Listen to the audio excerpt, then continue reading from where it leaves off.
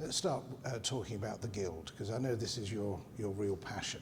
Yeah. So the Guild is only, the Guild of Entrepreneurs is only, what, 4.5? About 4.5 years old, Chris, yeah. And so it started as an idea, and how were you involved with it? Well, the founding member, Dan Doherty, is a good friend of mine, knew him very well socially, and he conceived this idea of starting what would be a livery, a guild, City of London Guild, for entrepreneurs. And as you may be aware, over the course of 600 years, there's been various, let's say, disciplines or skills. So it will be a mercer, a cooper, a butcher would have their own trade associations, which were guilds. And he felt it was a bit of a maverick thing to do, to start an entrepreneurs guild, because essentially that is a trade now, modern trade, but it's still a trade. And he went to the city and knocked on the right doors and put this whole concept together for a guild of entrepreneurs, and he got it away. He managed to form it, and I was a founding member. He conceived the idea, but I was a founding member along with, I think, 12 others. And that was 4 years ago, so it's very recent in the City of London history. But since then, it's quite incredible the amount of interest and the growth that the Guild has seen. Yeah, so a lot of what it does is supports the Lord Mayor, but it also has to have outreach capabilities, so to help young entrepreneurs and help people, kids in education, school, etc., to teach them the rudiments of business and entrepreneurship. And also it's got a trust element, which is a charitable trust, and the idea is to, as you grow within the city guild and livery system, you generate more charitable money and you do more for good causes. Yeah. But I know that your particular interest in the Guild is in education, is in helping new entrepreneurs, because there's very few places that you can learn how to become an entrepreneur. Yeah. I think there's a lot of new organisations like a WeWork or hot desking type setups, but I think the Guild really offers, let's say, people with grey hair who've been there and done it and want to hand back a bit of knowledge and insight. So it is more that kind of philanthropic element that I like. But outside the Guild, you take your passion for training and inspiring people in business and new entrepreneurs onto the stage, your public speaking, and of course your new book is there to spread the word of what it's like to be an entrepreneur. Yeah, no, I think I enjoy giving back and I enjoy public speaking, because I think that's a way of, as an entrepreneur, you've always got to try and develop yourself, and because that's what life's about, is personal growth, really. When you take away all the other elements of financial reward and material possessions, it is actually, the biggest thing is what you learn about yourself and other people. And I think through speaking, I hope to spread a bit of a message and develop myself, and hopefully pass on some knowledge that certain people can take forward. Yes. So where did the idea of the book come from? The idea of a book, I think I'd always had a thought about writing down elements of learnings I'd got and areas I'd developed myself, I think, and personal growth. But it really was meeting Chris Day who helped me understand that, and as I said to him, I've always thought about doing it, I might do it in a few years, and you rightfully said you've got to do it now. There's never a good time, which is exactly a very entrepreneurial thing to say. But it used to be said that the UK was a nation of shopkeepers. I think we've morphed into a nation of new growing business and entrepreneurship. Yeah, I think it's probably never been easier to start your own business, and as you would know, careers aren't for life anymore. Most people have 3 or 4 different careers, certainly jobs. Most people get made redundant at some point in a working environment, and it's fine now to be a consultant where you do half a week doing one thing and then maybe you've got another income stream doing something else. So right from let's say the starting layer, entrepreneurship's becoming much more in the public eye and accepted. In the USA, entrepreneurs are looked on in a slightly different way. in the UK. I mean, to be a successful entrepreneur, it's obligatory in the States that you failed a few times. So what is your take on that? Well, they like it if you fail. You know, failure's very acceptable in the States, but I think it's getting more acceptable here. I think things are definitely changing, because really in business as an entrepreneur, you fail every day. You know, it's what you learn from it and how you apply it and move it forward.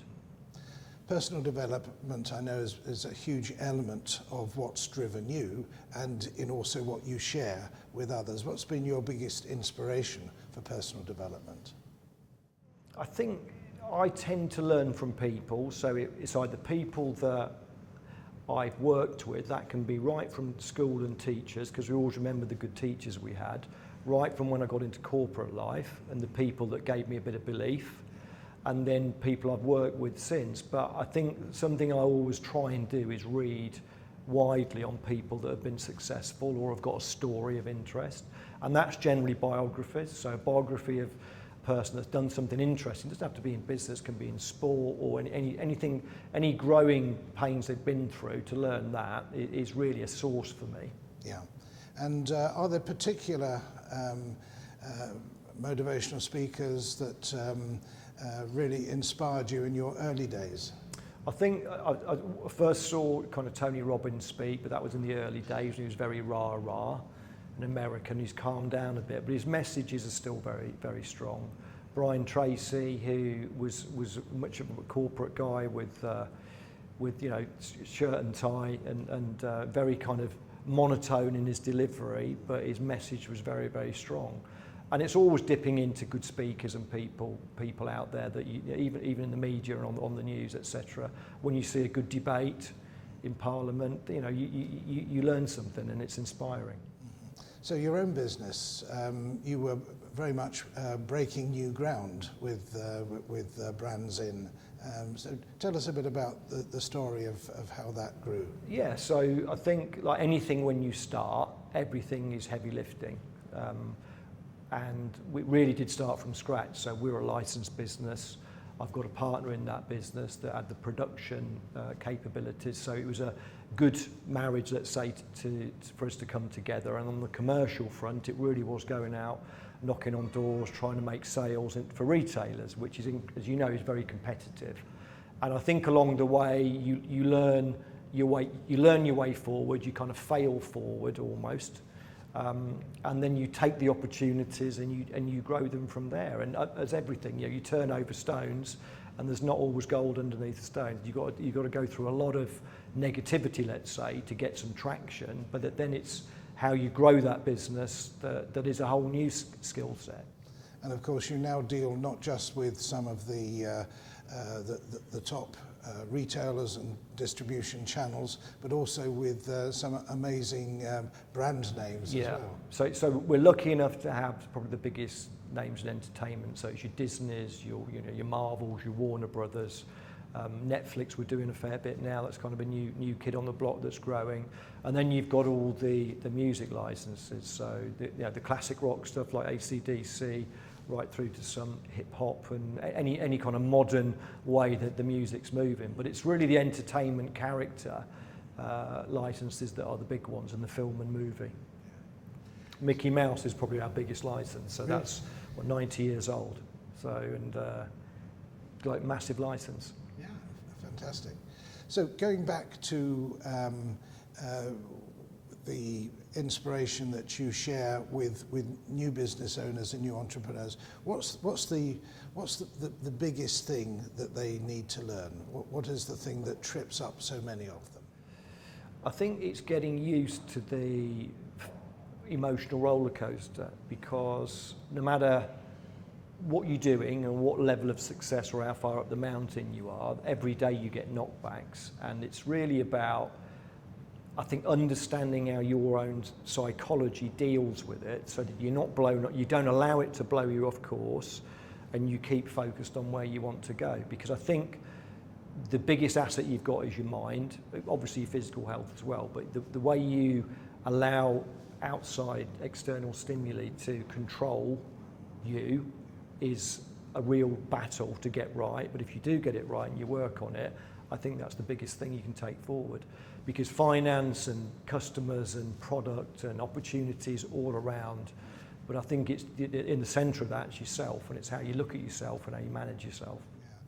A lot of people ask, what's the best time or the best year or the best, whatever to go into business? But the reality is there's no good time other than what you create for yourself. That's right. And I think the reason for that is because the world's a big place.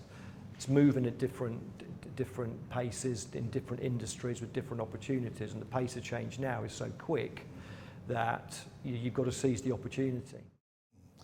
They used to say that something happens in the States and then, was it 3 years, it permeates to here, but now it's almost simultaneous. Yeah. And there's a lot of other areas besides America. I mean, if you look at what's happening in Africa and Asia, there's a lot of untapped markets. But even Europe, Europe's a massive place. Even the City of London, they say outside Silicon Valley, it's the tech hub of the first biggest tech hub outside Silicon Valley. That's here in London. So there's always pockets of new, let's say, business opportunities you can dip into. People are now visiting your website, so you've got an opportunity to welcome them and to share what you have on your website. What would you say to somebody who's just arrived on your website and is looking around? What are they going to find? What would you say? I just think there's, for me, it's a bit of a story about my life. I think it's a bit of what I've learned and what's really helped me grow, and some opinions and thoughts in there. So it's like anything, you've got to kind of take what's relevant to you on your journey, and it won't all be relevant, but I hope that I've been honest, and from a fairly experiential point of view, there's something in there for starting out on their journey, or if they're thinking of starting a business, or they're at school, or whatever it might be, or they've had a difficult day in the business, which is most days to business owners, there's something in there that they can relate to and resonates. So who are the entrepreneurs that have inspired you on your journey? I think there's been several. I think, it's probably people that are closer to home when I've worked with, like the partner I've got now, Lee's been a big inspiration because of the way he manages his way forward with things, and also the confidence that he's got, which really comes from 30 odd years of experience in business. And I think quite often we look at people and we assume that they know everything, but everyone's got insecurities, everyone's got things they're not so good at. But I think that there's some very good people. I think from the new tech space, I think Elon Musk is quite revolutionary. He might be slightly mad, but and then very, very good friend of mine, the super vet. What he's achieved in terms of modern science and where he wants to take his space, let's say, and spread the message of changing medicine is really, really inspiring. What are the qualities that make a really good entrepreneur?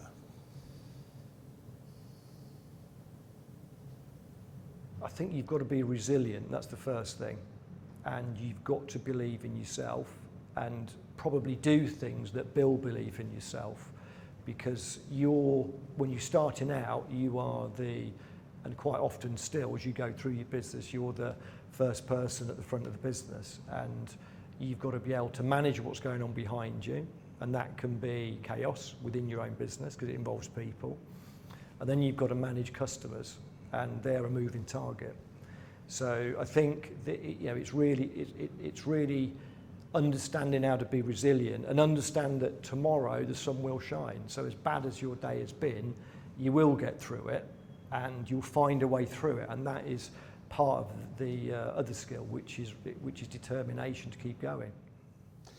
You say that people are your greatest asset in order to get things done. How do you bring the best out of people? I think you've got to find what they're good at, because each one of your team is different in certain ways. And like you as the entrepreneur, if you're running a business, you've got to try and focus on what you're good at, which is generally what you like. That's why you're good at it.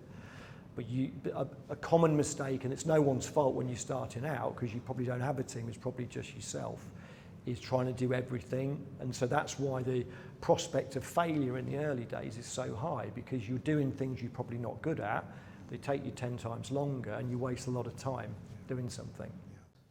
Tell us about your end game. The thing that I keep quite close to me is that your business is part of your life, and you need to figure out that as a vehicle, how it's going to serve your wider life and what else you want to do. So as much as people get really hung up and define themselves on the business, I think personally that's the wrong thing to do. I think you've got to look at that as a vehicle to develop yourself personally in all, all the different aspects of your life, whether it's relationships, whether it's personal growth, whether it's exploring other interests and ideas you've got. So it is just a vehicle, and I think as we constantly evolve, you never stop learning and you should never stop growing.